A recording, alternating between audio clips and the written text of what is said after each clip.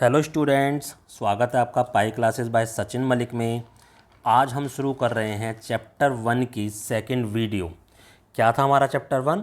मानव भूगोल, प्रकृति एवं, ये एवं था, एवं विषय क्षेत्र। इसकी सेकंड वीडियो हम स्टार्ट कर रहे हैं। फर्स्ट वीडियो में हमने भूगोल का अर्थ सीखा था, मानव भूगोल क्या है उसके बारे में जाना था, मानव भूगोल की परिभाषाएं जानी थी, ठीक है। और मानव भूगोल के अलग अलग वैज्ञानिकों ने क्या क्या परिभाषाएं दी थी, उसकी प्रकृति, मानव का प्राकृतिकरण, प्रकृति का मानवीकरण, ये सब हमने सीखे थे। अब ये जो हमने प्रकृति का मानवीकरण और मानव का प्रकृतिकरण, ये हमने जब सीखा था तो उससे क्या हुआ, मानव भूगोल की दो विचारधारा कुछ विचारधाराओं ने जन्म लिया। किससे लिया? मानव के प्राकृतिकरण से और प्रकृति के मानवीकरण से। ये टॉपिक हमने लास्ट वीडियो में बहुत डिटेल में पढ़े थे। अब इनसे किन किन विचारधाराओं का जन्म हुआ, ये मैंने उसमें आपको बताया भी था। देखो, 3 विचारधाराओं का इसमें जन्म हुआ। पहली थी, इसके कई नाम हैं ये, इसको हम नियतिवाद, निश्चयवाद, वातावरणवाद, वातावरण नियतिवाद या भौगोलिक निश्चयवाद, ये सभी पहली जो विचारधारा है उसके नाम थे। अब ये क्या होती है अभी आगे हम करेंगे इसको वीडियो में। दूसरी थी हमारी संभववाद, ये थोड़ा सा आइडिया मैंने पिछली वीडियो में इनका दे दिया था। और तीसरी हमारी नवनिश्चयवाद, इसको हम मध्यम मार्ग भी कह देते हैं, रुको और जाओ निश्चयवाद। ये मैं समय बचाने के लिए पहले से ही स्क्रीन पर लिख लेता हूँ। तो रुको और जाओ निश्चयवाद, आइए क्या होती हैं। सबसे पहली वाली पढ़ते हैं हम कि निश्चयवाद क्या होता है। देखो, निश्चयवाद जो विचारधारा है, इसमें उस समय के मानव का जिक्र किया गया है, यानी मानव की उस अवस्था का जिक्र किया गया है जब मानव आदिम अवस्था में था, या आदि मानव काल की इसमें जिक्र हुआ है। और इस अवस्था के जो सबसे प्रबल समर्थक थे, या इस विचारधारा के जो सबसे प्रबल समर्थक थे, उन वैज्ञानिकों में आते हैं रेटजेल, उनकी शिष्या सैंपल, रीटर और हम्बोल्ट। ये एमसीक्यू के क्वेश्चन बन सकते हैं कि 3-4 आपको वैज्ञानिक के नाम दे देंगे और पूछ लेंगे कि इसमें निश्चयवाद के समर्थक कौन से वैज्ञानिक थे, ठीक है। तो आदि मानव वाले जो काल था, उस काल की इसमें बात हो रही है। तो उस समय का जो मनुष्य था वो कैसा मनुष्य था? उसने स्वयं को प्रकृति के अनुसार ढालना सीख लिया था। ये अपने आप को प्रकृति के अनुसार ढाल लेता था। गर्मी होती तो गर्मी से बचाव कैसे करना है उसे पता नहीं था, तो वो गर्मी के अनुसार ही अपने आप को ढाल लेता। सर्दी हो रही है तो उसे अपने शरीर को सर्दी के अनुसार ढाल लेता, क्योंकि उससे सर्दी से कैसे बचना है, आग वगैरह तो उसको पता ही नहीं था, ना ही कपड़े थे, तो कैसे बचना है उसे पता ही नहीं था, तो वो अपने शरीर को उसी अनुसार ढाल लेता था, जैसे कि आजकल हमारे जानवर करते हैं। ऐसा क्यों करना पड़ता था? क्योंकि तकनीक का स्तर बहुत निम्न था, अत्यंत निम्न था। उसे पता ही नहीं थी तकनीक, कि हमें तकनीकी सहायता से हम आग का आविष्कार, तो ये सब बाद में हुआ, ठीक है। उस टाइम उसे कोई तकनीक नहीं पता था, उसे कोई ज्ञान नहीं था, ना शिक्षित था, कुछ भी नहीं था वो।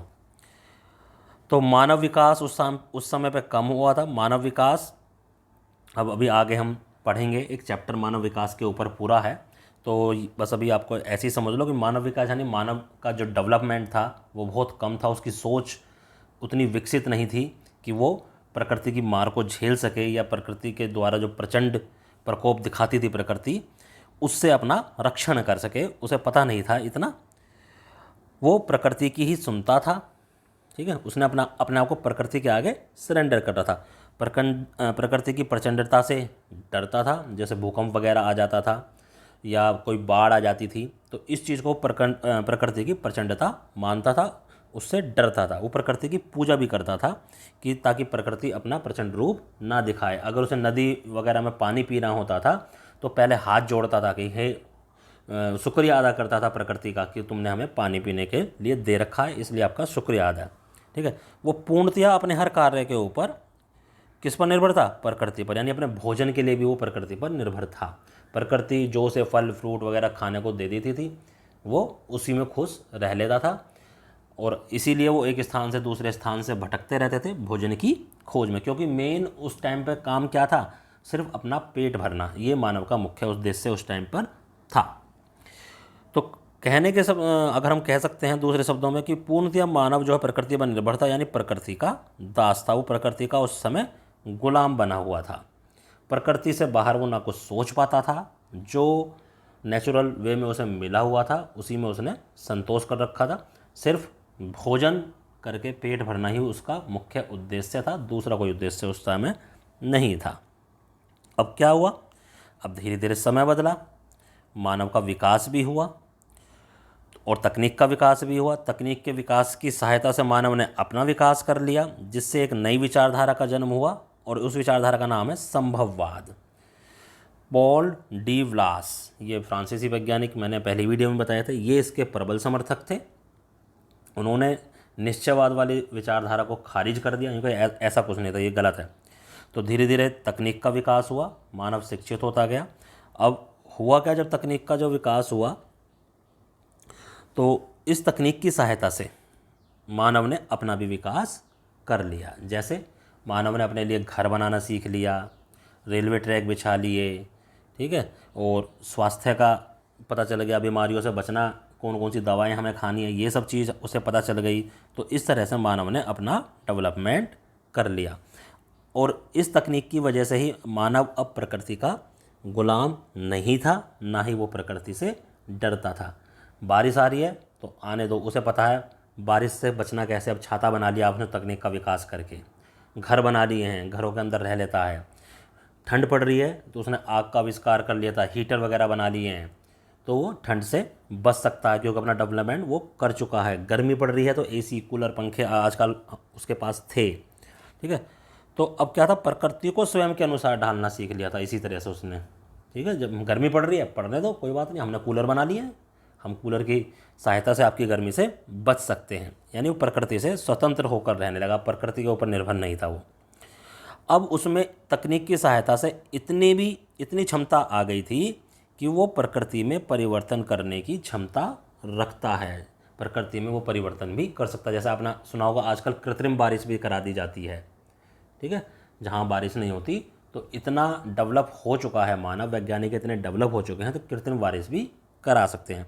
और प्रकृति में परिवर्तन कैसे, प्रकृति ने हमें पहाड़ दिए हैं, मानव ने क्या करा तकनीक की सहायता से, उन पहाड़ों को काट काट कर उन पर रास्ते बना लिए, उन पहाड़ों पर ज़मीन को समतल कर करके उन पर कृषि करने लग गया। तो ये प्रकृति में परिवर्तन ही तो करा। तो अब क्या हो गया, अब मनुष्य, ये जो विचारधारा थी, इस विचारधारा के अनुसार क्या हो गया, जो मनुष्य था, हमारा मानव है, वो प्रकृति का स्वामी अपने आप को समझने लगा। ये विचारधारा कहती है कि इसमें जो मानव है अपने आप को प्रकृति का स्वामी समझता है कि मैं ही सब कुछ हूँ, अब प्रकृति कुछ नहीं है, ना प्रकृति मुझे डरा सकती है ना कुछ, अब प्रकृति मेरे ऊपर निर्भर है। उसकी सोच ऐसी होती चली गई इस विचारधारा के अनुसार। लेकिन क्या वास्तव में ऐसा है? नहीं। क्यों नहीं है, अभी बताता हूँ मैं आपको। अब कुछ वैज्ञानिक हमारे थे, वो इन बातों से समर्थन में नहीं थे, कि भाई वो कहते थे कि ना तो निश्चयवाद वाली विचारधारा पूरी तरह सही है और ना ही संभववाद वाली जो विचारधारा है वो पूरी तरह से सही है। तो इसलिए जो भूगोलवेत्ता थे ग्रिफिथ टेलर, उन्होंने एक नया हमें दिया नाम नव निश्चयवाद, जिसका नाम मध्यम मार्ग और रुको और जाओ निश्चयवाद भी है। मैंने ऊपर आपको बता दिया है।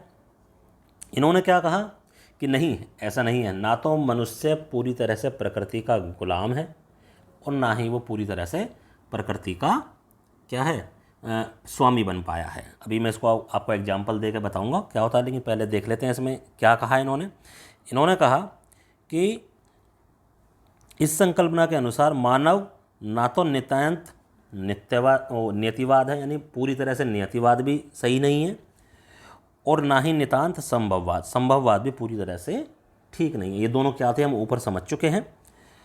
आगे कहता है कि मानव जो है वो प्रकृति के नियमों का पालन करके ही उस पर विजय प्राप्त कर सकता है।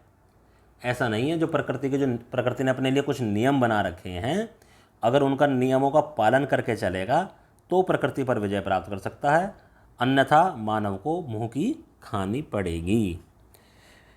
आगे कहता मानव का विकास प्रकृति की सीमा में, यानी इसका मतलब क्या, मानव अपना विकास प्रकृति द्वारा जो सीमाएं प्रदान की गई, कुछ सीमाएं हैं, उनमें रहकर ही करना चाहिए, वरना प्रकृति को और पर्यावरण को नुकसान हो सकता है। और अगर प्रकृति को नुकसान होगा तो मानव का नुकसान होगा। जैसे मानव अंधाधुंध पेड़ों की कटाई करता जा रहा है, अंधाधुंध पहाड़ों में सुरंगें बनाता जा रहा है, तो एक टाइम ऐसा आएगा कि जब सुरंगों के कारण ऊपर क्या होगा, पहाड़ खोखले हो जाएंगे और पहाड़ों को गिरने का डर भी रहता है। लैंडस्लाइडिंग वगैरह वैसे भी होती रहती हैं। और पेड़ काटेंगे तो बाढ़ आने का खतरा होता है, क्योंकि पेड़ हमारा बाढ़ को रोकने में सबसे ज़्यादा सहायक हैं। तो इसलिए मानव को अपना विकास तो करना चाहिए, लेकिन प्रकृति का भी ख्याल रखना चाहिए, उसके भी नियमों का पालन करना चाहिए। और इस विचारधारा को हमने मध्य मार्ग यानी मध्य मार्ग, और एक था हमारा रुको और जाओ,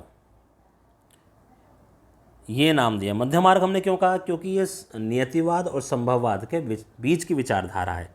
ठीक है, ये कहता है ना तो मानव पूरी तरह नियतिवादी है यानी प्रकृति का गुलाम है, ना ही पूरी तरह संभववादी है यानी प्रकृति का स्वामी है। जैसे इसका सबसे अच्छा उदाहरण आजकल जो महामारी चल रही है कोरोना, उसके रूप में हम ले सकते हैं। जैसे मनुष्य ने छेड़छाड़ करी, अब कोरोना वायरस अपने आप तो आ नहीं गया, और उसने कुछ छेड़छाड़ करी लैब में, उससे क्या हुआ, कोरोना वायरस उत्पन्न हुआ, वो सारे विश्व में फैल गया। तो प्रकृति से छेड़छाड़ कर दी, प्रकृति ने अपना प्रचंड रूप दिखा दिया। तो उस प्रकृति क्या कह रही है, मैं सब कुछ हूँ, अगर मेरे से छेड़छाड़ करोगे तो मैं सब कुछ ध्वस्त कर दूंगी।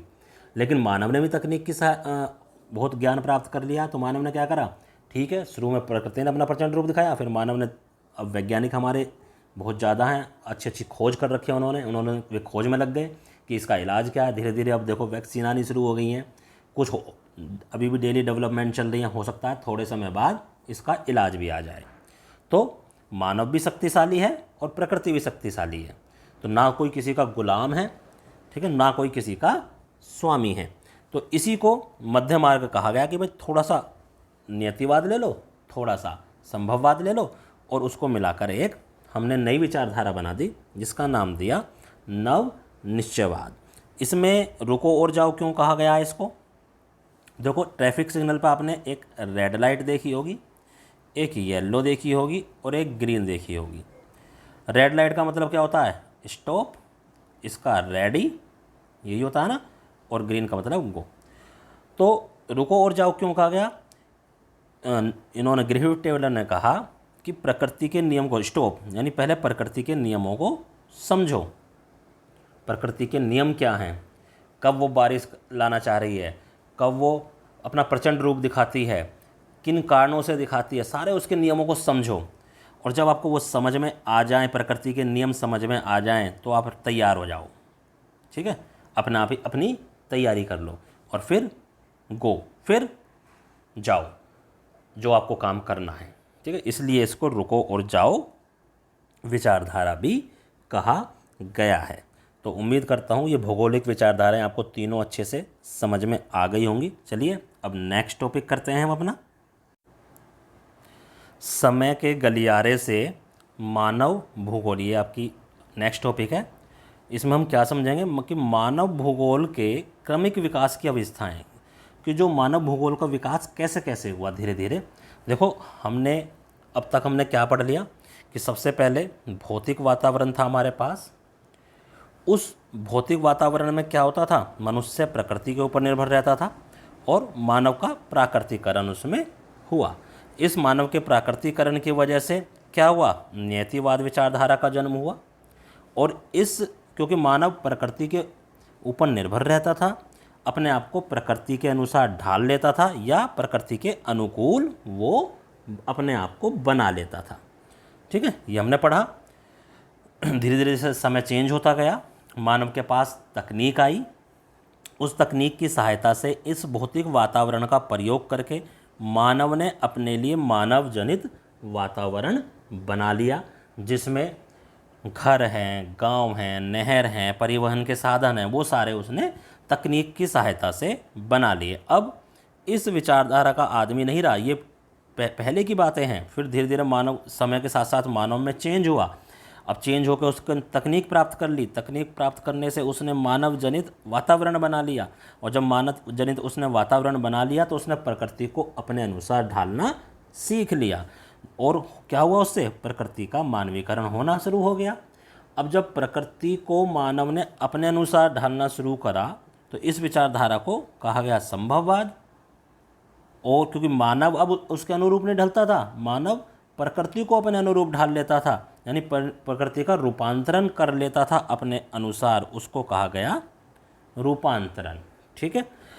अब नियतिवाद और संभववाद, इनके बीच भी एक और युग आया कि नियतिवाद पूरी तरह से ठीक नहीं, संभववाद भी पूरी तरह से ठीक नहीं। इन दोनों के बीच की कड़ी आई, वो थी नवनिश्चयवाद में। थोड़ा सा नियतिवाद ले लिया और थोड़ा सा हमने संभववाद ले लिया। अब नियतिवाद और इसका नाम दिया गया नवनिश्चयवाद, ये हम ऊपर पढ़ चुके हैं सब कुछ।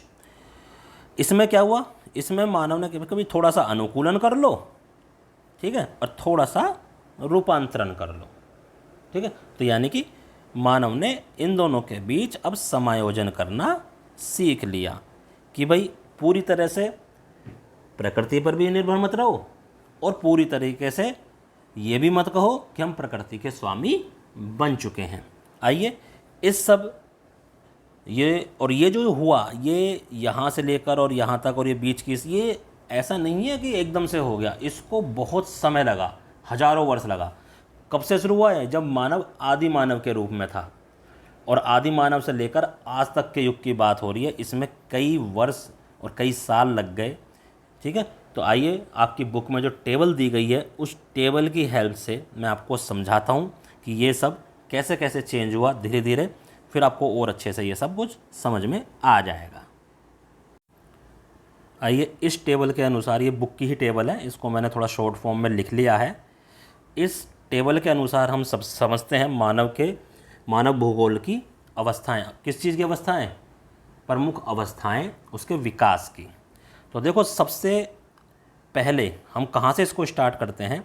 हम बिल्कुल आदि मानव वाले युग से स्टार्ट नहीं कर रहे हैं हम इसको। देखो इस टेबल के अनुसार हम आरंभिक उपनिवेशी युग से कर रहे हैं। आरंभिक उपनिवेशी युग का मतलब जब उपनिवेशी युग का आरंभ हो। उपनिवेशी का मतलब जब एक देश ने दूसरे देश को अपना गुलाम बनाना शुरू करा। जैसे अंग्रेजों ने भारत को गुलाम बना लिया था, तो जब एक देश दूसरे देश को अपना गुलाम बना लेता था, अपना उपनिवेश बना लेता था, उसको उपनिवेश कहते थे। तो उस युग से हम शुरू करते हैं। और उस युग में तरीका क्या होता था? अन्वेषण एवं विवरण। ये ध्यान रखना, उपागम। यहाँ पर क्वेश्चन बन सकता है कि मानव भूगोल के कुछ उपागम के नाम दीजिए या 2 उपागम के नाम दीजिए। तो ये जो सब उपागम के नीचे लिखे हुए हैं, ये सब उपागम यानी तरीके थे। तो उस समय उपागम क्या होता था, हमारा तरीका क्या होता था? अन्वेषण एवं विवरण। अन्वेषण मतलब खोज करना, और विवरण फिर उसका वर्णन करना। अब खोज किसकी करना? खोज नए प्रदेशों की, नए देशों की खोज होती थी। अब खोज कैसे होती है? जैसे आपने सुना होगा, इतिहास में पढ़ा है, वास्को डी गामा ने भारत की खोज करी। वास्को डी गामा और कोलंबस दोनों भारत खोज करने चले थे। वास्को डी गामा अमेरिका की खोज करने के लिए निकला था और कोलंबस भारत की, जबकि उल्टा हो गया, रास्ता भटक गए। तो वास्को डी गामा इंडिया आ गया और कोलंबस अमेरिका। तो उस समय लोगों को नए नए प्रदेशों की, नए नए देशों की खोज करने का बहुत शौक था। और उस खोज करने का एक कारण ये भी था साम्राज्यवाद, क्योंकि सब अपने देश का साम्राज्य बढ़ाना चाहते थे, अपने देश की सीमाएं बढ़ाना चाहते थे। ठीक है। और दूसरा कारण क्या था? व्यापारिक रुचियाँ, व्यापार भी करना चाहते। जब वास्को डी गामा यहाँ पर आया तो यहाँ आकर देखो, उसने मसालों का उसने व्यापार करा। मसाले यहाँ बहुत अच्छे थे, वो क्योंकि वो आया कहाँ था? साउथ में था। साउथ में मसालों का बहुत बड़ा व्यापार था, तो उसे यहाँ के मसाले पसंद आए, तो मसालों का वो हो गया। फिर धीरे धीरे उसने और अंग्रेज़ लाए, उन्होंने यहाँ पर कब्जा करना शुरू कर दिया। तो वो सब इतिहास की बातें हैं, हमें खाली भूगोल पढ़ना है। तो ये जो आरंभिक युग था, उपनिवेशी युग इसका नाम दिया गया। तो क्या होती थी? अन्वेषण यानी खोज और विवरण। किसकी? नए प्रदेशों की। कारण क्या था? साम्राज्यवाद, व्यापारिक रुचियाँ। और जब खोज हो लेती थी, फिर उनका वर्णन भी करते थे, उनकी विशेषताओं को बताया जाता था कि ये विशेषताएँ क्या होती हैं और उन प्रदेशों की विशेषताएँ क्या क्या हैं, क्या क्या उनमें अच्छाइयाँ हैं और क्या क्या उनमें बुराइयाँ हैं। उसके बाद आया उत्तर उपनिवेशी युग, यानी जब ये उपनिवेशी युग धीरे धीरे समाप्ति की ओर था, तब क्या हुआ? उपागम, प्रादेशिक विश्लेषण। भाई नए नए प्रदेशों की तो खोज कर ली इन्होंने पहले वाले उससे, उपागम से। अब क्या हुआ कि पृथ्वी तो काफ़ी बड़ी है, अगर एक ही उस पूरी पृथ्वी का विश्लेषण एक बार में करने लगे, उसका वर्णन करने लगे, तो बहुत टाइम लगेगा। तो पृथ्वी को छोटे छोटे प्रदेशों के रूप में, अलग अलग क्षेत्रों के रूप में उन्होंने बांट लिया।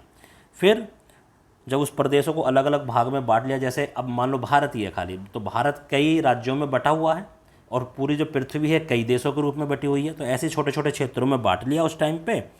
और फिर वो जो क्षेत्र हैं, वो जो प्रदेश है, उनके सभी पक्षों का वर्णन किया। सभी पक्षों का मतलब वहाँ कृषि कैसी होती है, वहाँ के लोगों का रीति रिवाज क्या है, वहाँ की बोली क्या है, वहाँ पहना क्या जाता है, वहाँ की भू आकृतियाँ कैसी हैं। तो जितने भी पक्ष हो सकते हैं उस प्रदेश के, उन सभी का उन्होंने उसमें वर्णन किया।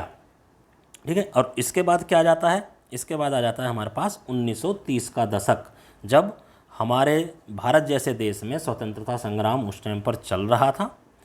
तो उस टाइम पे हमारा उपागम आया क्षेत्रीय विभेदन। क्षेत्रीय विभेदन का मतलब क्षेत्रों में असमानताएं क्या क्या हैं। ठीक है। तो अब ये कैसे करा, कहता प्रदेश के सभी गुणों के आधार पर, यानी प्रदेश के सभी पक्षों का वर्णन तो हमने यहाँ कर लिया। अब उन्हीं जो पक्षों का हमने वर्णन करा है उसमें उसके विशेष गुण वगैरह जो हमने बताए हैं सब कुछ, पर अन्य प्रदेशों से भिन्नता ढूंढना। भाई एक क्षेत्र का हमने, एक ए क्षेत्र है उसके हमने सभी पक्षों का वर्णन कर दिया, बी क्षेत्र है उसके सभी पक्षों का वर्णन कर दिया। अब इन वर्णन को हमने पढ़ा और देखा कि ये ए क्षेत्र बी क्षेत्र से किस प्रकार अलग है।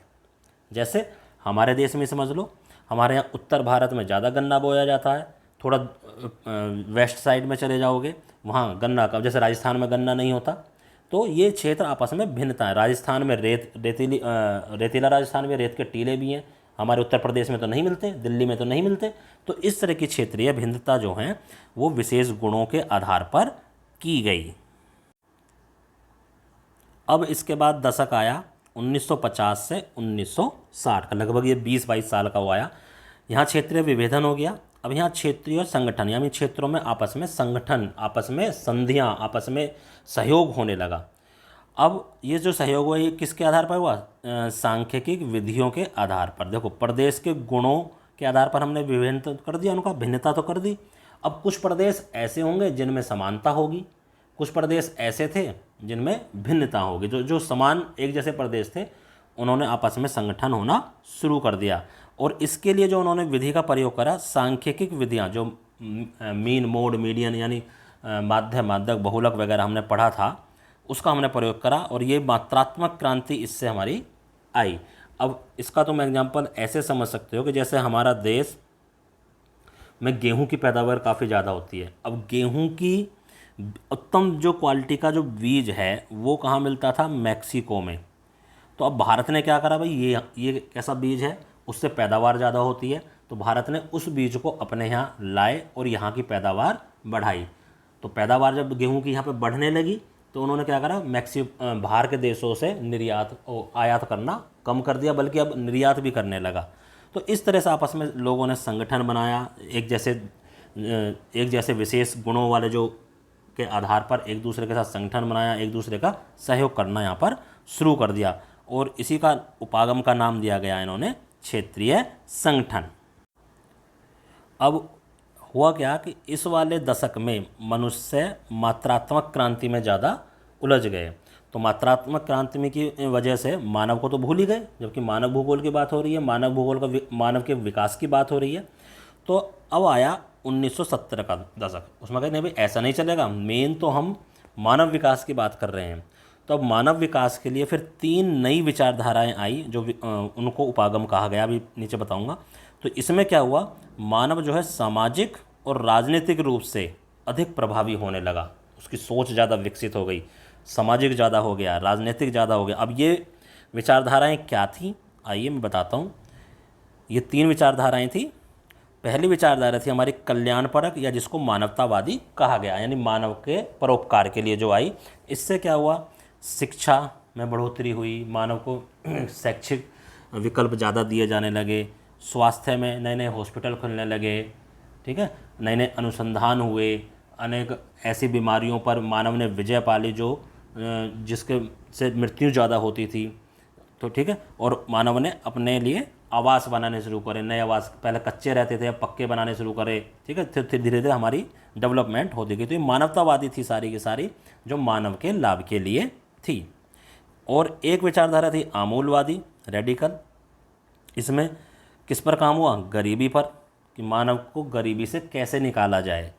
मानवों के बीच में जो असमानता है उस असमानता को कैसे दूर किया जाए। तो इस विचारधारा में इसके ऊपर ज़्यादा बात हुआ और इसको करने के लिए कार्ल मार्क्स का सिद्धांत था उसका इन्होंने प्रयोग करा।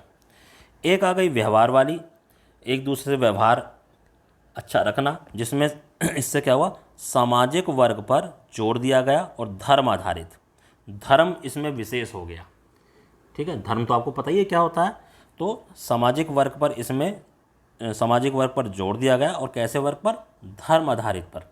ठीक है, अब करते हैं सबसे लास्ट वाली 1990 का दशक, जिसमें उत्तर आधुनिकवाद की बात हुई जो आज भी चल रहा है। अब यही हमारा चल रहा है। तो उस टाइम इन्होंने क्या कहा कि भाई कुछ वैश्विक सिद्धांत बना दिए गए पूरे विश्व के हिसाब से, तो उन वैश्विक सिद्धांतों को स्थानीय रूप में समझना। अब भूगोलवेत्ताओं ने क्या करा, वैश्विक सिद्धांत बना दिए। क्या वे सिद्धांत पूरी पृथ्वी के प्रत्येक देश में लागू होंगे? सेम नहीं। तो इन्होंने यही कहा कि भाई वैश्विक सिद्धांत तो तुमने बना दिए, ठीक है, लेकिन इसको स्थानीय रूप में समझना होगा। यानी जो नियम, जो सिद्धांत हो सकता है इंग्लैंड में चलते हों, वो भारत के लिए लागू ना हो पाएँ। तो भारत के लिए जो उन वैश्विक सिद्धांतों को भारत की स्थिति के अनुसार ही लागू करना होगा और ज़रूरत पड़ी तो उनमें चेंज भी करना होगा। तो स्थानीय रूप का मतलब जहाँ पर भी उन सिद्धांतों को अप्लाई कर रहे हो, वैश्विक सिद्धांतों को, उसे उस देश की स्थिति के अनुसार अप्लाई करो और ज़रूरत पड़े तो उनमें चेंज भी ला सको। तो ये हमारी क्रमिक विकास था मानव भूगोल के अवस्थाओं का, जिनमें काफ़ी समय लगा, जबकि हमने तो खाली आरंभिक उपनिवेशी युग से ही शुरू करा था। लेकिन ये वास्तव में शुरू कहाँ से होता है, जब मानव आदि मानव के रूप में था। तो उम्मीद करता हूँ बेटा आज के टॉपिक आपको बहुत अच्छे से समझ में आए होंगे। बस एक टॉपिक और बचा है, उसे हम नेक्स्ट वीडियो में इसको कंप्लीट कर लेंगे और ये चैप्टर हमारा कंप्लीट हो जाएगा। तो इसको ध्यानपूर्वक देखो और अगर एक बार देखने से समझ में ना आए तो आप इस वीडियो को 2-3 बार रिवाइंड कर करके देख सकते हो। मुझे पूरी उम्मीद है कि आपके सारे टॉपिक क्लियर हो जाएंगे। धन्यवाद।